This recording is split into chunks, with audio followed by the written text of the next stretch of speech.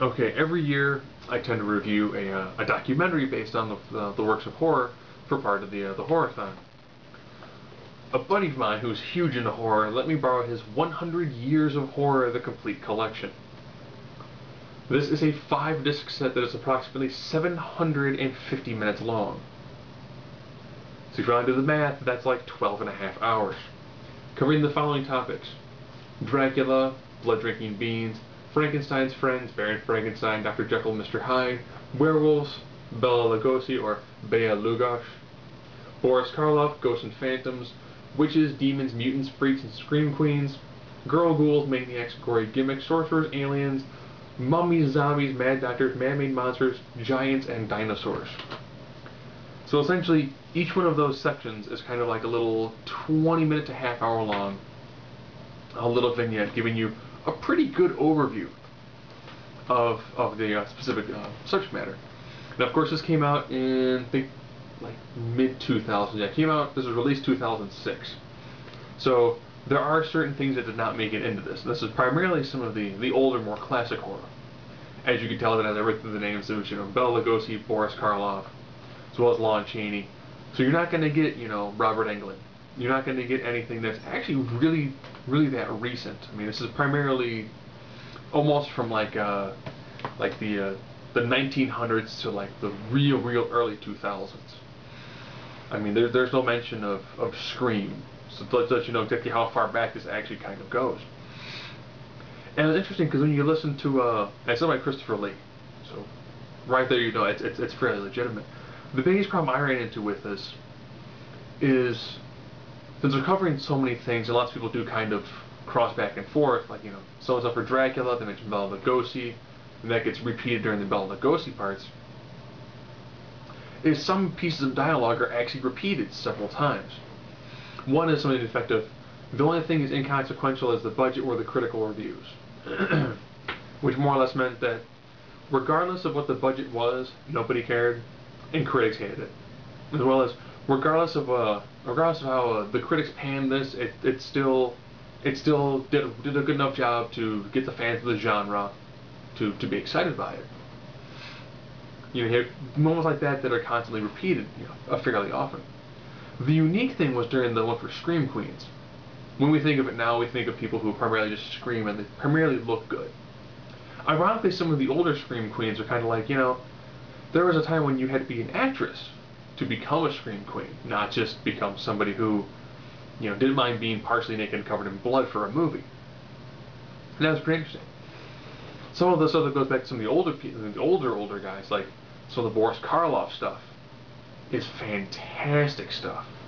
The Bela Lugosi stuff, or Bela Lugosh, which I guess is his actual name, or how it's actually pronounced. Really great stuff.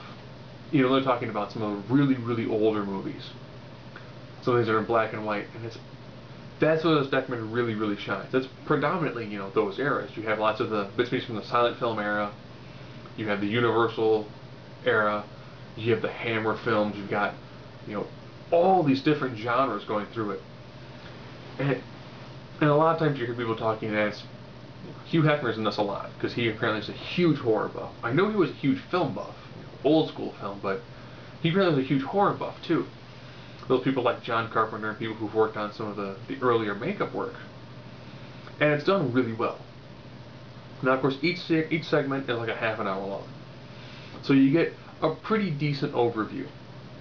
If you wanted to learn essentially about the history of all the works of horror, this is what you want to go with. If you're looking for something that's more specific, the Hammer documentary I've done a review for in the past is very good on the Hammer films. The one on Friday the 13th, very good one specifically to that. If you want a very broad-based, a little bit of everything. And I really do wish they would have actually included somewhere in there like a list of all the movies they mentioned. Because a lot of them seem just like ridiculously fantastic movies that I could probably base probably a couple of years of my horror marathons just off this collection. Because, covering 100 years, it covers some ridiculous things. Oh, even Vincent Price, Peter Cushing. This goes through so many things. It's actually a really, really fascinating piece to add to your collection if you're a fan of not like, just zombie flicks, or if you're a fan of just, ghouls or blood drinkers or anything very specific. If you like the wide spectrum of horror movies, you know, by all means, this is definitely probably worth trying to find and pick up. I actually wonder if they actually do versions like this, but do more of the foreign horror films, because those also have a very, very long history. They only mention a few foreign movies in this one, primarily the ones that really, really kind of did things that didn't happen in American films. There was one where I forget the exact title of it. I think it was a French film that they mentioned here, where it was one of those like medical disfigurement sort of ones where the guy was really, really possessed to try to get his daughter to have her beautiful looks again. So he started doing what most people do, and they go kind of crazy for that. And he started doing all these weird experiments on people. And they showed a shot of somebody where it looks like their eyes and like mouth and tongue had been removed.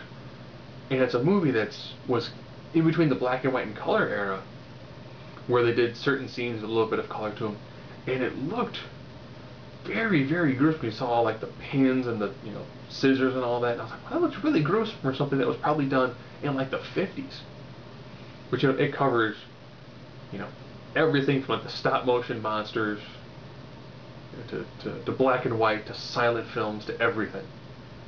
And really lets you know that you go back to some of the older horror films where you didn't have that much in the way of blood and special effects and all that. You really had to work everything else. You had to use so much cinematography and the music and the lighting and the framing of the shot and the acting and the script. You had to use so many things to make a movie that was really good and impactful. And I've never made a good movie. There was a whole host of poorly done copycats. So I guess in some ways, Hollywood really hasn't changed that much.